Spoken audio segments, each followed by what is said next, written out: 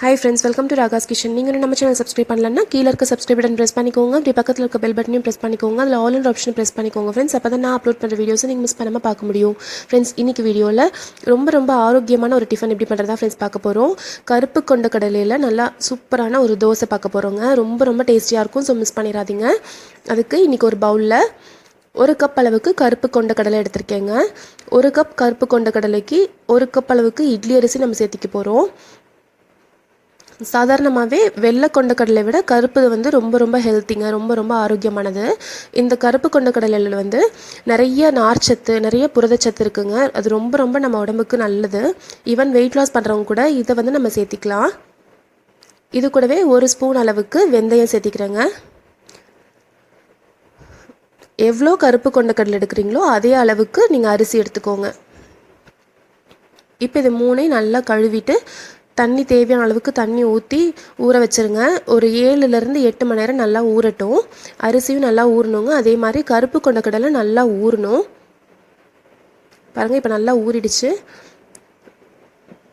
நீங்கள் over night வச்சிட்டிங்கனாலும் கரெக்டாக இருக்குங்க. கடலை நல்லா ஊறிடுச்சான்னு பார்த்துக்கோங்க. இப்போ நல்லா ஊறிடுச்சு. நம்ம தண்ணி எக்ஸ்ட்ராவாக இருந்ததெல்லாம் ஊற்றிடலாம். இது கூட நம்ம சேர்த்து அரைக்க போகிறது பார்த்திங்கன்னா 4 பச்சை மிளகாய், ஒரு துண்டளவுக்கு இஞ்சி எடுத்து இந்த மாதிரி கட் பண்ணி வச்சுருக்கேங்க. தேவையான அளவுக்கு உப்பு, ஒரு டேபிள் ஸ்பூன் அளவுக்கு சீரகம், இது 4 இது கூட சேர்த்து நம்ம இன்றைக்கி அரைச்சிக்க போகிறோம். ஒரு மிக்ஸி ஜார் எடுத்துகிட்டு அதில் அரிசி, கொண்டக்கடலை, பச்சை மிளகாய், இஞ்சி, சீரகம், உப்பு இதெல்லாமே சேர்த்திக்கலாம். கொஞ்சமாக தண்ணி விட்டு அரைச்சிக்கோங்க. பாருங்கள், இந்த மாதிரி நல்லா நைஸாக அரைச்சிக்கோங்க. நம்ம வெந்தயம் சேர்க்குறனால நல்லா பொதுன்னு வருங்க மாவு. இப்போ அரைச்சதை ஒரு பவுலில் மாற்றிக்கலாம். இப்போ நான் மிக்ஸி ஜாரில் இருக்கிறது கொஞ்சம் தண்ணி விட்டு சேர்த்து இது மாதிரி ஊற்றிக்கிறேன்.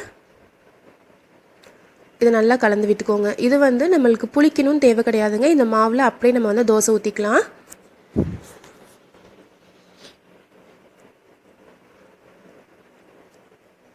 நல்லா கலந்து விட்டுட்டு இந்த கன்சிஸ்டன்சி பார்த்திங்கன்னா ரொம்ப திக்காக இருக்கக்கூடாதுங்க. ரொம்ப திக்காக மாவு இருந்துச்சு அப்படின்னா ஒரு மாதிரி தோசை வந்து மொத்தையாக வரும். கொஞ்சம் லைட்டாக தண்ணி ஊற்றிக்கோங்க இதில். இப்போ நம்ம ஒரு தோசைக்கல் வச்சுக்கலாம். தோசைக்கல் சூடானதும் ஒரு 1.5 கரண்டி அளவுக்கு மாவு எடுத்து நான் அப்படியே ஸ்ப்ரெட் பண்ணிக்கிறேன். பாருங்கள், இந்த அளவுக்கு தண்ணியாக இருந்தால் நல்லா சாஃப்டாக இருக்கும் தோசை. நல்லா மெலிசாக ஊற்ற வருங்க. சுற்றி கொஞ்சமாக எண்ணெய் விட்டுக்கலாம். நான் கொஞ்சமாக வந்து பெரிய வெங்காயம் நறுக்கி வச்சுருக்கேங்க. அது இதுக்கு மேலே வந்து கொஞ்சமாக ஸ்ப்ரெட் பண்ணிக்கிறேன்.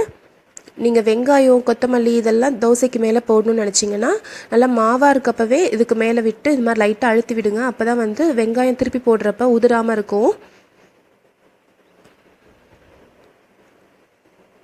வெங்காயம் சேர்த்துட்டு இப்படி லைட்டாக இப்படி அழுத்தி விட்டிங்கன்னா அந்த மாவாக இருக்கப்பயே அது போய் ஒட்டிக்கும். அப்போ நீங்கள் திருப்பி போடுறப்ப உதிராமல் அப்படியே ஒட்டிகிட்டே இருக்குங்க தோசையோட. ஒரு 2 நிமிஷம் நல்லா வேகட்டும் இந்த சைடு. பாருங்கள், வெந்தோடனே கலர் நல்லா மாறிடுச்சு பாருங்கள். இப்போ நல்லா வெந்துருச்சு. இப்போ நம்ம திருப்பி போட்டுக்கலாம். சூப்பராக கோல்டன் ப்ரௌன் கலரில் வந்திருக்கு பாருங்கள். குழந்தைங்க ரொம்ப விரும்பி சாப்பிடுவாங்க. வெயிட் லாஸ் பண்ணுறவங்க கூட தாராளமாக அதை சாப்பிட்லாங்க. நீங்கள் சாலட் செஞ்சு சாப்பிட்றீங்கன்னா கூட கருப்பு கொண்ட கடலையே வந்து யூஸ் பண்ணுங்கள். இப்போ இன்னொரு சைடும் வெந்ததுக்கப்புறம் திருப்பி போட்டுடலாம்.